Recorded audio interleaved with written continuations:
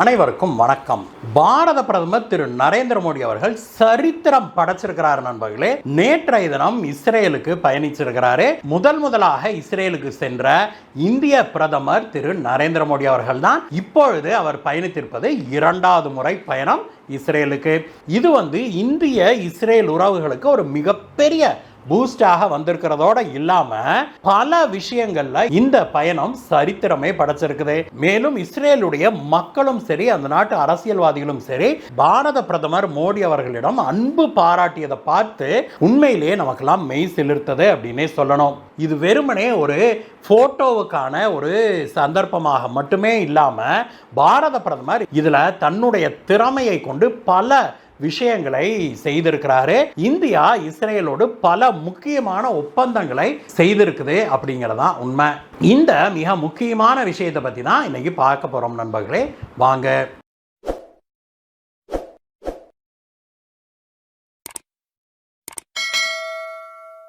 பாரத பிரதமர் திரு நரேந்திர மோடி அவர்கள் நேற்றைய தினம் இஸ்ரேலில் போய் அவர் விமான நிலையத்தில் தரை இறங்கும் போதே அங்க அவருக்காக காத்திருந்தாங்க இஸ்ரேலுடைய பிரதமரான திரு பெஞ்சமின் நெத்தன்யாஹூவும் அவருடைய மனைவியும். பிரதமர் மோடி அவர்கள் விமானத்திலிருந்து படியிறங்கி வந்த உடனேயே பாரத பிரதமரை ஆற கட்டி தழுவி கொண்டாரு திரு பெஞ்சமின் நெத்தன்யாஹூ. அது மட்டுமல்ல, அடுத்ததாக நெத்தன்யாஹூடைய மனைவியிடம் பேசினார் திரு மோடி அவர்கள். அப்பொழுது அவருடைய மனைவியுடைய உடையை காண்பித்து நெத்தன்யாஹூ அவர்கள், என்னுடைய மனைவியுடைய உடையின் கலரை பார்த்தீங்களா அப்படின்னு சொல்றாரு. அதை பார்த்தவுடன் புரிந்து கொண்ட திரு மோடி அவர்கள் ரொம்பவுமே சந்தோஷப்பட்டு ஆனந்தமாக ஒரு சிரிப்பு சிரிக்கிறாரு. அதற்கு பெஞ்சமின் நெத்தன்யாஹூடைய மனைவி அவர்களும் பிரதமர் மோடி அவர்களுடைய கோட்ல இங்க ஹேங்கி வச்சிருப்பாங்க இல்லையா, அந்த ஹேங்கியை காமிச்சு அந்த கலரையும் காட்டுறாரு. இந்த இரண்டு கலருமே சாஃப்ரான் காவி கலர்ல இருக்கிறத தான் பெஞ்சமின் நெத்தன்யாஹூ அவர்கள் சுட்டி காட்டியிருக்கிறாரு. எந்த அளவுக்கு இந்தியாவோடு நெருங்கிய நட்பை, இந்தியாவோடு ஒரு நாடாக மட்டும் இல்லாம இந்திய மக்களோடு இந்திய பண்புகளை நாங்கள் ஏற்றுக்கொண்டிருக்கிறோம் அப்படிங்கிறத பறைசாற்றும் விதமாக அவர்கள் அப்படி நடந்து கொண்டார்கள் அப்படின்னு உலகமே பார்த்து வியந்தது. அடுத்ததாக பெஞ்சமின் நெத்தன்யாஹூ அவர்கள் திரு மோடி அவர்களை தன்னுடைய காரிலேயே அமர வைத்து அழைத்து கொண்டு போனாரு. இப்பொழுதெல்லாம் பாரத பிரதமர் எந்த நாட்டுக்கு போனாலும் அந்த நாட்டுடைய தலைவர் ஏர்போர்ட்டுக்கே வந்து பிரதமர் மோடி அவர்களை வரவேற்பதும், அப்பிறகு அவருடைய அந்த நாட்டு தலைவருடைய காரிலேயே பிரதமர் மோடி அவர்களையும் அழைத்து போறதுங்கிறது வழக்கமாகவே ஆயிடுச்சு அப்படின்னு சொல்லணும். அந்த அளவுக்கு பாரதத்துக்கு உலக அரங்கில் பெரும் மதிப்பை பெற்றுக் கொடுத்திருக்கிறாரு நம்முடைய பிரதமர் திரு மோடி அவர்கள். கார்ல ஒன்றாக பயணித்தவர்கள் இஸ்ரேலுடைய பாராளுமன்றத்துக்கு சென்றாங்க. நெசட் அப்படின்னு அழைக்கப்படுகிற இஸ்ரேலுடைய பாராளுமன்றத்துக்கு போய் அங்க பிரதமர் மோடி அவர்களை அந்த பாராளுமன்றத்துடைய அவை தலைவர் அறிமுகப்படுத்தி வச்சாரு.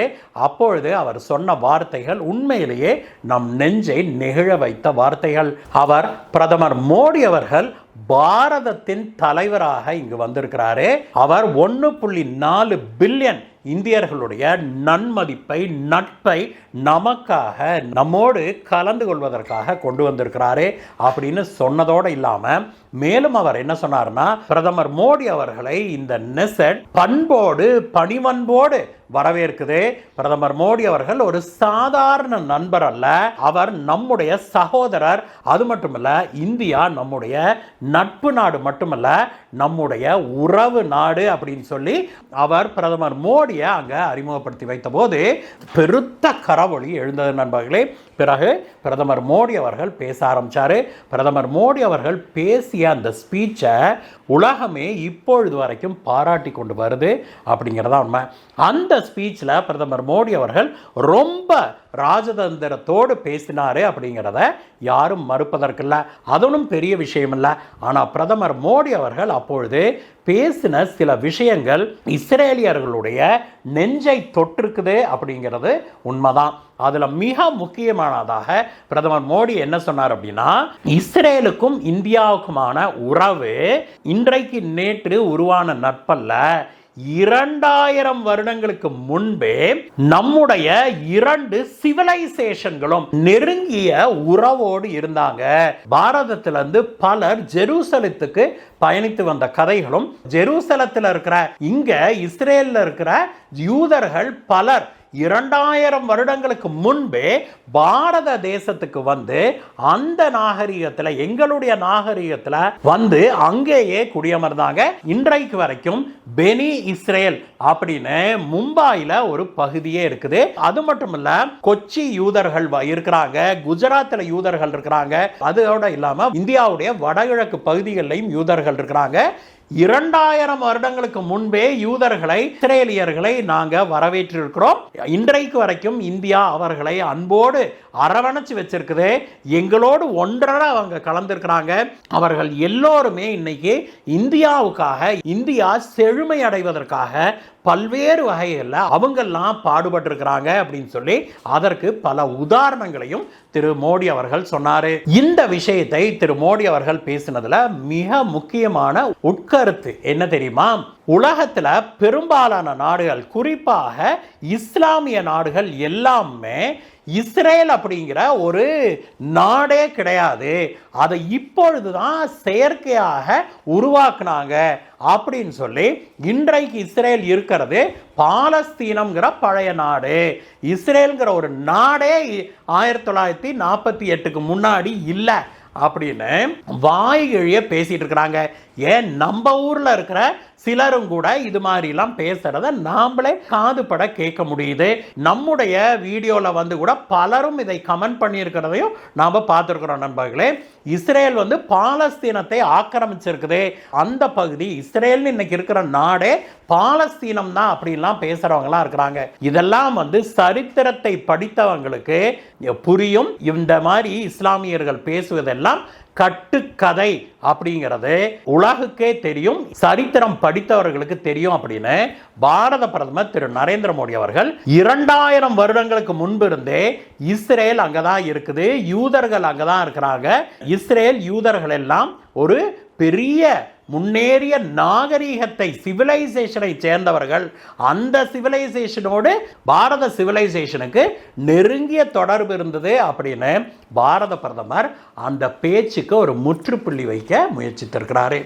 இது இஸ்ரேலுக்கு நாம் கொடுத்திருக்கிற ஒரு மிகப்பெரிய அங்கீகாரம் அப்படின்னு நேற்று இஸ்ரேலை சேர்ந்த பல எம்பிக்கள் பாரத பிரதமருக்கு நன்றி தெரிவித்து இதை சொன்னாங்க. நண்பர்களே, இரண்டாவது மிக முக்கியமான விஷயமாக பாரத பிரதமர் திரு நரேந்திர மோடி அவர்கள் என்ன சொன்னாரு அப்படின்னாக்க, இந்தியாவுக்கு பல நெருக்கடி காலங்கள் வந்த போதெல்லாம் இஸ்ரேல் எங்களோடு நின்றிருக்கிறது.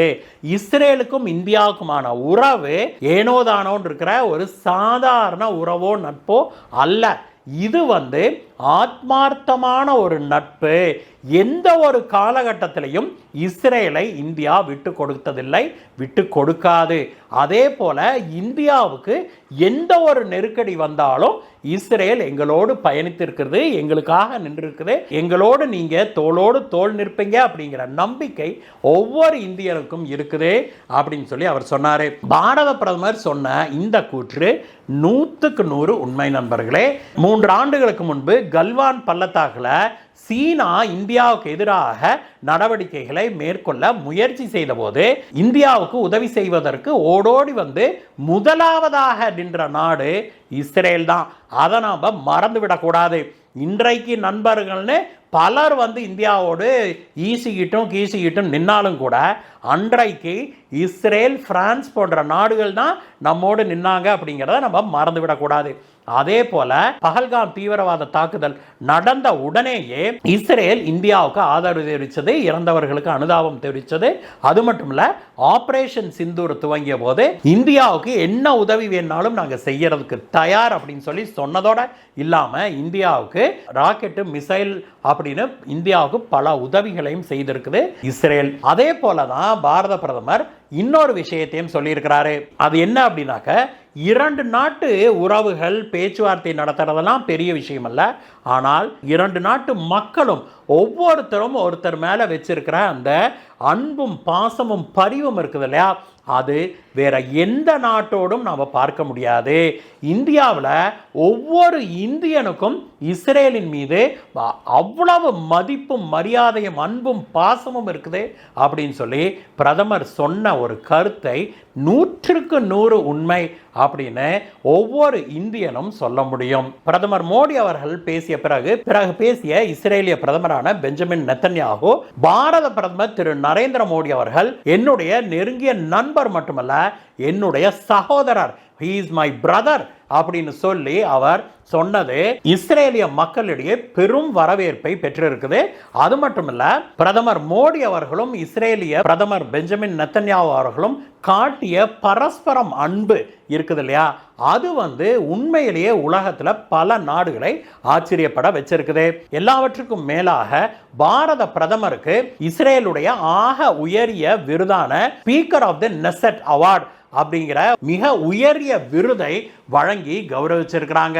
இது பாரத பிரதமருக்கு கிடைத்த ஒரு மிகப்பெரிய மரியாதை மட்டுமல்ல, இது இந்தியாவுக்கே கிடைத்திருக்கிற மிகப்பெரிய மரியாதை அப்படின்னே சொல்லணும். இது எல்லாத்தையும் விடுங்க நண்பர்களே, இது எல்லாவற்றுக்கும் மேல பாரத பிரதமருடைய இந்த பயணம் சரித்திரத்தில் எவ்வளவு முக்கியத்துவம் வாய்ந்தது அப்படின்னு இஸ்ரேலிய பிரதமரே சொன்னாரு.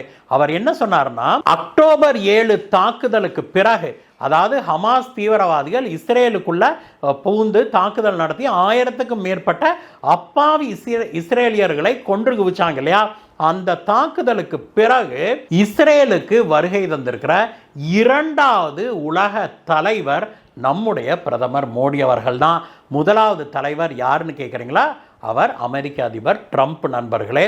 இது சர்வதேச அரங்கில் இஸ்ரேலுடைய மதிப்பை பன்மடங்கு கூட்டி இருக்குது, இஸ்ரேலுடைய இமேஜை உயர்த்தி இருக்குது அப்படின்னு இஸ்ரேலை சேர்ந்தவர்கள் எல்லாருமே இப்பொழுது சொல்றாங்க. இது மட்டும் இல்ல நண்பர்களே, அந்த அக்டோபர் 7 இந்த ஹமாஸ் தீவிரவாதிகள் தாக்குதல் நடத்தினாங்க இல்லையா இஸ்ரேலுக்குள்ள புகுந்து, அந்த அக்டோபர் 7 தாக்குதலுக்கு இந்தியாவின் சார்பாக கடுமையான கண்டனத்தை ஹமாஸ் இஸ்லாமிய தீவிரவாத இயக்கத்தின் மீதான தன்னுடைய கடுமையான கண்டனத்தை திரு மோடி அவர்கள் தெரிவிச்சாரு அப்படிங்கிறதான் இதுல ஹைலைட்டே. இந்த வீடியோவை பற்றிய உங்களுடைய கருத்துக்களை சொல்லுங்க நண்பர்களே. மீண்டும் உங்களை வேற வீடியோ சந்திக்கிறேன் கைஸ். Bye bye.